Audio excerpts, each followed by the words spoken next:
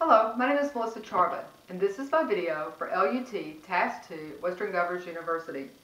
Our daily lives involve constant planning, from what time we get up in the morning, what we will eat, what we will wear. Countless decisions are being made, up until we decide what time we're going to bed at night. We plan vacations, parties, and special events, but we forget planning for how we want to be cared for if given a limited time to live. Hospice is a wonderful benefit for terminally ill patients and their families. Research shows that if patients are admitted early into their final stage of illness, they will receive greater pain management, increased quality of life, and improved outcomes for their families. Today I'll briefly be discussing why hospice care, the eligibility criteria of hospice care, and a few of the benefits. So why hospice care? Well, researchers found when patients were provided palliative along with standardized care, patients had better pain management, leading to stabilization of their condition and prolonged survival over those who received standardized care alone.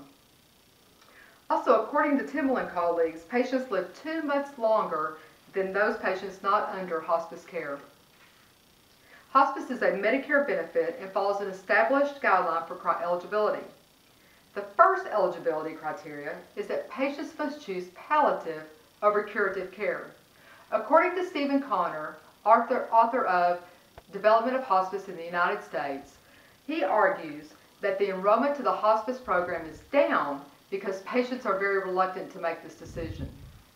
The eligibility criteria, too, is that both the patient's physician and the hospice physician must certify that the patient has 6 months or less to live. These criteria are very difficult to make, and you can imagine the decision the patient and families must go through. However, we must remember that the patients are in their last stage of illness. Hospice employs a multidisciplinary team approach. So when the patient does pick hospice, they really get a great service. The multidisciplinary approach provides access to the patient on a 24-hour, 7-day-a-week basis. This allows the patient to be at home where he or she is the team leader, surrounded by their loved ones and their familiarity. According to the National Hospice and Palliative Organization, they explain that the physician and nurses, therapy, social work, aides, clergy, and volunteers work as a multidisciplinary team.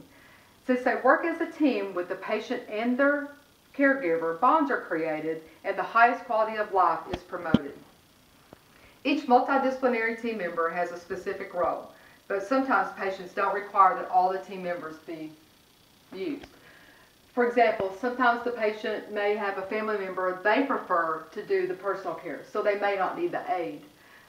Otherwise, they may need the aide and prefer the aide twice a day and not want their loved one to provide the personal care. It's all set up on an individual basis depending on what the patient and the caregiver would like. Another benefit of hospice care is the quality of life. This is the biggest goal that hospice wants to help the patient receive. In a randomized study of nursing home patients, researchers Castaret and colleagues showed patients who received hospice care had improved pain management and overall quality of life over those who had standard care alone. And lastly, before my conclusion, and then we'll get to questions, another benefit of hospice is bereavement services that is offered to patient's family for up to 1 year after the death of their loved one. This can be in the service of grief counseling, support groups, whatever will help the family get through the stages of grief. Researchers noted less depression for caregivers whose loved ones was under hospice for more than 3 days. In conclusion, hospice is a very scary decision to make because it indicates imminent death. However, its implications for Medicare requirements should not keep someone from making an end-of-life plan. And research has proven if patients are admitted early into their final stage of illness, they will receive greater pain management, increased quality of life, and improved benefits for their families. I would love to take your questions at this time. Sir? Is hospice care more costly to the Medicare program than standard care? Great question.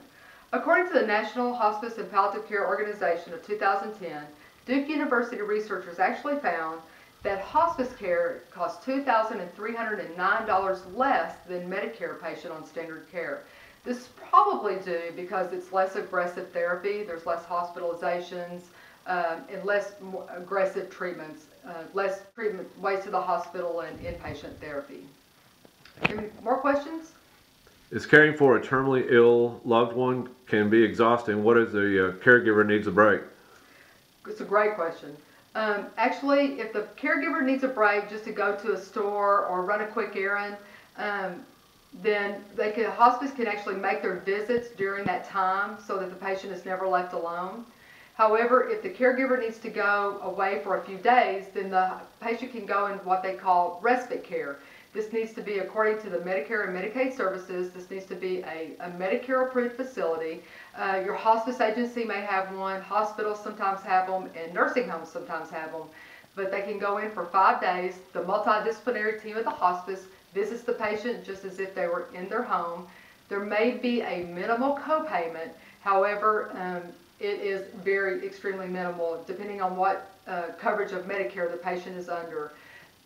There is an unlimited amount of times that the patient can use the rest benefit, but each time is only up to 5 days. I hope this answers your questions. I hope everyone has enjoyed my talk, and thank you for coming today.